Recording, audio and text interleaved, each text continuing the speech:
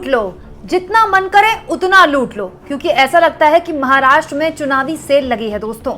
एक ऐसी सेल जिसमें माना यह जा रहा है, कहा यह जा रहा है, राजनीति के पंडित और महाराष्ट्र के पत्रकार ये बता रहे हैं कि पैसा पानी की तरह बहाया जा रहा है, पैसे की बरसात हो रही है, नदियां भर दी गई हैं पैसों से।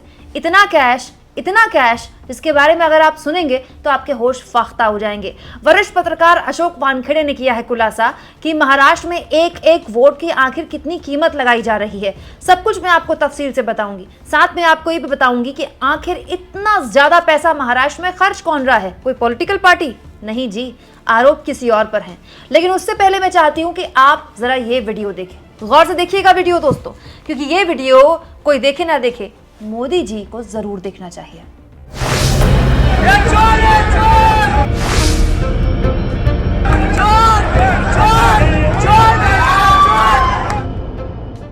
दोस्तों, प्रधानमंत्री मोदी ने झारखंड में जब रैलियां की तो कहा कि उन्होंने पैसों के इतने नोट देखे, इतनी गड्डियां देखी जितनी उन्होंने आज तक कभी नहीं देखी थी। बात यहां पर यह है दोस्तों कि जब विपक्षी नेताओं के पैसों की गड्डियां होती हैं तो मोदी जी टीवी पर देखते हैं, लेकिन क्या इस वीडियो को मोदी जी टीवी पर देखेंगे? दोस्तों, विनोद तावड़े महाराष्ट्र में बीजेपी के बड़े नेता हैं और राष्ट्रीय उपाध्यक्ष हैं। विनोद तावड़े पर आरोप लगे हैं कि वो आज के दिन, जबकि चुनाव प्रचार पूरी तरह से खत्म हो गया है और अब क्योंकि कल वोटिंग होनी है, तो एक 5 स्टार होटल में कैश के साथ पकड़े गए और लोगों का आरोप है कि विनोद तावड़े बीजेपी के उपाध्यक्ष यहां पर कैश बांट रहे थे। दोस्तों, आज तक ये खबर बताती है कि भारतीय जनता पार्टी के नेता विनोद तावड़े पर पैसे बांटने के संगीन आरोप लगे हैं। मुंबई के एक होटल में विपक्षी पार्टी बहुजन विकास अघाड़ी के कार्यकर्ताओं ने उनको घेर लिया और जैसे ही उनके पास कैश देखा, कैश हाथ में लहराते हुए वहां पर जो विपक्षी पार्टी के नेता हैं उन्होंने जबरदस्त तरीके से शोर मचाना शुरू कर दिया। तावड़े साहब नाराज हो गए, खड़े हुए, पुलिस के पास गए, शिकायत की। पुलिस वहीं पर मौजूद थी, पुलिस ने उनको समझा बुझाकर बिठा दिया। लेकिन उसके बाद ये वीडियो हो गया सोशल मीडिया में वायरल और उसके बाद विपक्ष लगातार हमलावर हो गया बीजेपी पर कि जिस पैसे का खेल अब तक दबी जुबान हो रहा था, पर्दे के पीछे हो रहा था, या खुलेआम हो रहा है। दोस्तों, ये किस तरह का चुनाव आचार संहिता है जिसकी खुलेआम बीजेपी के नेता धज्जी उड़ा रहे हैं और चुनाव आयोग हाथ पर हाथ धरे बैठा है। इस तरह के आरोप विपक्ष ने लगाए हैं। हालांकि इस केवल आरोप हैं, क्या वाकई में विनोद तावड़े नोट बांट रहे थे, नहीं बांट रहे थे, और नहीं बांट रहे थे तो नोट कहां से आए जिनके हाथ में लेकर जो विपक्षी पार्टी के नेता यहाँ पर चिल्ला रहे हैं? इन सवालों का जवाब तो खैर भारतीय जनता पार्टी ही दे पाएगी। लेकिन हाल के दिनों में इस तरह की खबरों की बाढ़ आई है दोस्तों। अब मैं सिलसिलेवार तरीके से आपके सामने वो चीजें रखना चाहती हूँ जिसके जरिए आपको पता चलेगा कि ये जो वाकया है ये अकेला वाकया नहीं है और वाकई में महाराष्ट्र में क्या चुनावी सेल लगी हुई है। हुआ ये दोस्तों कि एक यूट्यूब चैनल में बातचीत के दौरान वरिष्ठ पत्रकार अशोक वानखेड़े, जिनको बेबाकी से आप यूट्यूब के कई प्लेटफॉर्म्स में देखते हैं, दोस्तों अशोक वानखेड़े का अपना भी चैनल है, बेबाकी से अपनी बात रखते रहे हैं। लेकिन इस बीच उन्होंने एक बड़ा खुलासा कर दिया ये कहते हुए कि महाराष्ट्र में एक एक वोट की कीमत लगाई जा रही है। दोस्तों, अशोक वानखेड़े जो कि महाराष्ट्र से ही आते हैं और महाराष्ट्र की राजनीति के बहुत पुराने जानकार हैं, इस वक्त महाराष्ट्र के दौरे पर ही हैं और महाराष्ट्र में चुनाव कवर कर रहे हैं। तो अशोक वानखेड़े ने एक इंटरव्यू में बताया कि जब वो घूम रहे थे तो उनको पता चला कि एक एक वोट की कीमत 10,000 लगाई गई है। ये अशोक वानखेड़े का कहना था कि आप बीजेपी को वोट देंगे अगर, तो आपको एक वोट अगर देते हैं तो 10,000 आपको दिए जाएंगे। दोस्तों, धनबल का इस्तेमाल करना, शराब बांटना, पार्टी करना, वोटर्स को पैसे देकर लुभाना हमारे देश में औपचारिक तौर पर कोई पार्टी नहीं करती, लेकिन अनौपचारिक तौर पर कोई पार्टी नहीं छोड़ती।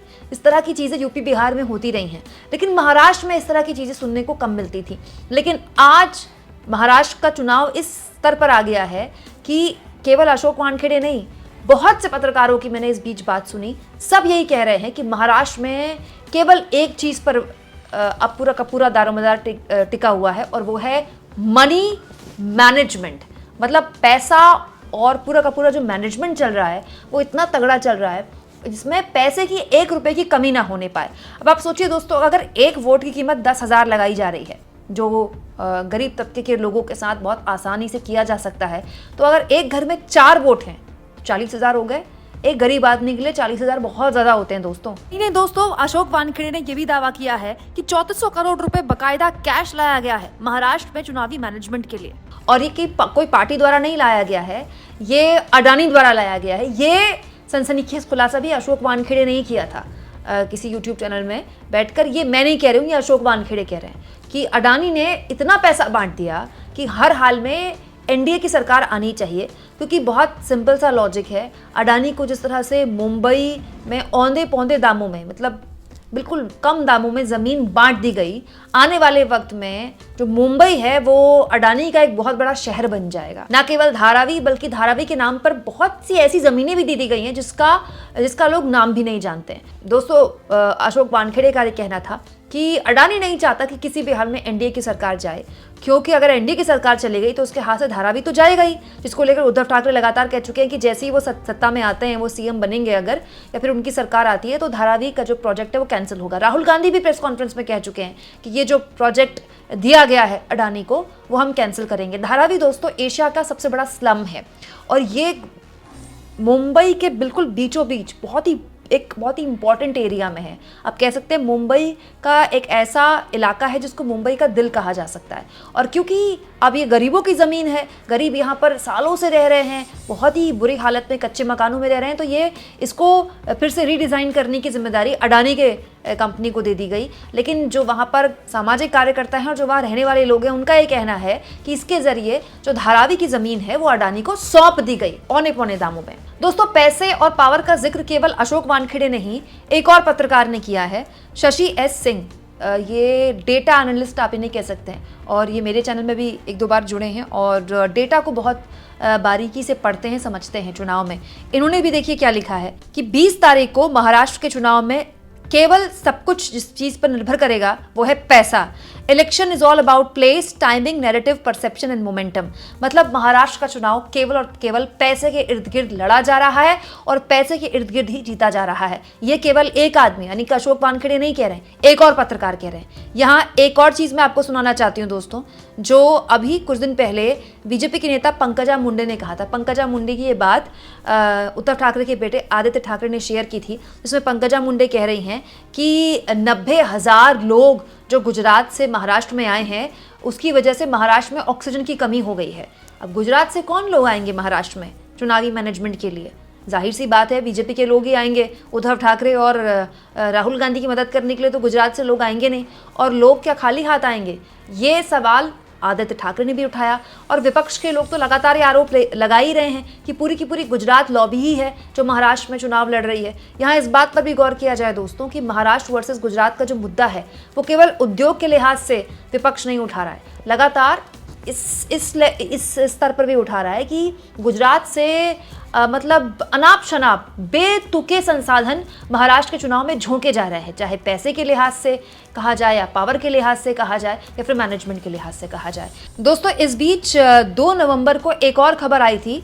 अब क्योंकि ये सारी खबरें मैं जोड़ रही हूं तो मुझे वो पुरानी खबर याद आ गई, जिसमें शरद पवार ने कहा था कि महायुति उम्मीदवारों के लिए पुलिस की गाड़ी का इस्तेमाल हो रहा है, पुलिस की गाड़ी में पैसे ट्रांसफर किए जा रहे हैं, पैसे बांटे जा रहे हैं। क्योंकि दोस्तों, जब चुनाव आचार संहिता लागू होती है तो गाड़ियों की चेकिंग होती है, तो पैसा आप इधर से उधर ले जा नहीं सकते, कैश चेकिंग होता है, लेकिन पुलिस की गाड़ी कौन चेक करेगा? तो शरद पवार ने आरोप लगाए थे कि एनडीए के उम्मीदवारों के लिए पुलिस गाड़ी का इस्तेमाल हो रहा है। क्यों? क्योंकि पुलिस प्रशासन गृहमंत्री के अंतर्गत आता है। गृहमंत्री कौन है? देवेंद्र फडणवीस, जो कि सीएम बनने का ख्वाब देख रहे हैं। तो हाल के दिनों में सिलसिलेवार तरीके से ऐसी कई घटनाएं हुई हैं जो विपक्ष के आरोपों को मजबूती देती हैं कि क्या महाराष्ट्र में पैसा, पावर, इसी के दम पर चुनाव लड़ने का जोर आजमाइश और चुनाव लड़ने की पूरी उम्मीद अब बीजेपी कर रही है। क्योंकि देखिए, अमित शाह ने महाराष्ट्र चुनाव से 3 दिन पहले पैकअप कर लिया।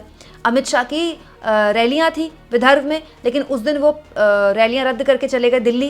कहा गया कि मणिपुर के मसले को लेकर उनको चर्चा करनी थी, उनको बैठक करनी थी, लेकिन जो बीजेपी के चाणक्य हैं वो बीच चुनाव चले गए यहाँ से। और मोदी तो 6 दिन पहले ही चले गए, वो तो विदेश ही चले गए, उनको विदेश गए हुए 2-3 दिन हो गए। तो जब मोदी जी नहीं हैं, अमित शाह जी नहीं हैं, तो कौन देखेगा? सारा दारोमदार जाहिर तौर पर देवेंद्र फडणवीस और एकनाथ शिंदे पर है। और ये आप भी जानते हैं दोस्तों, आज के दौर में नेता के जरिए चुनाव लड़ना, चुनाव जीतना ये अब मुमकिन नहीं है। चुनाव बहुत एक खर्चीला सौदा हो गया है। लेकिन क्या इतना खर्चीला सौदा हो गया है दोस्तों कि 3400 करोड़ मतलब 3400 के आसपास कैश लाया जाए?